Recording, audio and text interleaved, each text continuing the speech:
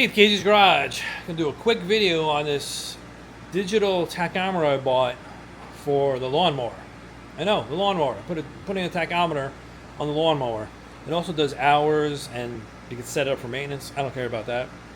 I want to know, you've probably seen these other videos. I can link to it. I'm having trouble with the ride-on lawnmower. It's just revving to the moon. So I wanted to put an RPM gauge on it and see where we're at. So I'm going to show you it. I think it's working pretty good. I don't know. All it is this little box here. You set it to what kind of engine it is. So this is a 4-stroke 2-cylinder. And you take this wire and you just wrap it around the spark plug wire. You wrap it around it. You can see that's what I did. And you zip tie it so the coil stays there. They tell you want like 5 or 6 times around. So 1, 2, 3, 4, 5-ish, 5.5, maybe with, I don't know. Looks good. I looked up to see, because I have no idea how much RPM is this thing supposed to be running at. What is it? Anyway, idle, it should be around 1500. Full blast, no more than 3500. So, okay. The way you adjust that with this gauge is you would do more wraps or less wraps. I don't remember. It has instructions. It has instructions here, and it tells you what to do if the RPM is off. So if it's off, if idle's low, you can increase the turns. So more turns will lower the idle, or the reading. Less, you'll get a higher reading, I guess. So let's see what we're at, and see if we're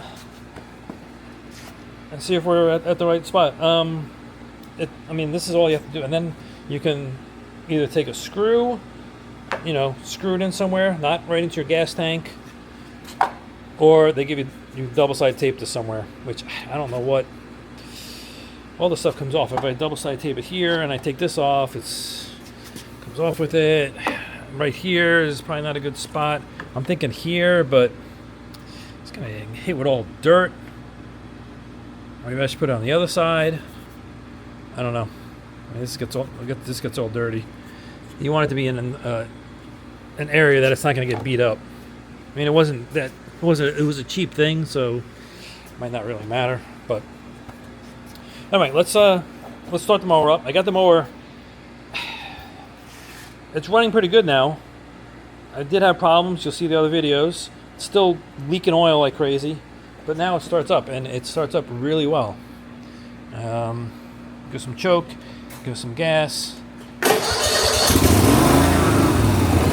All right, so idle,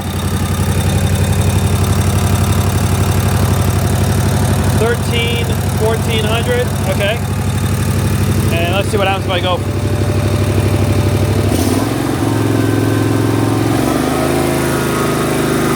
Let's go blast. 30.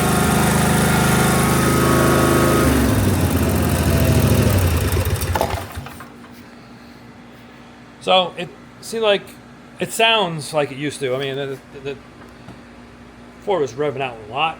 I'm gonna have to figure out where to mount this, and I gotta put the rest of the mower together. That's a totally different thing that's going on.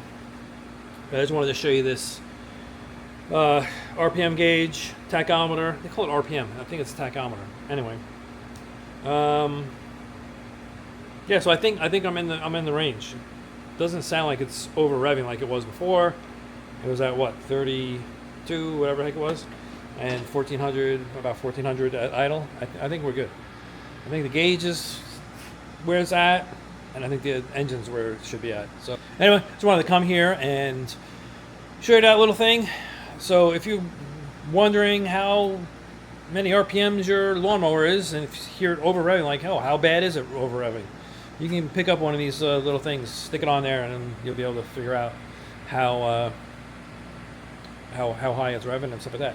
Okay, so Thanks a lot for watching. Like, share, subscribe. If you want to see what's going on with this mower, go ahead and look at the other videos. I'm doing repairs on this thing. It's a 20-year-old mower. I'm trying to keep running.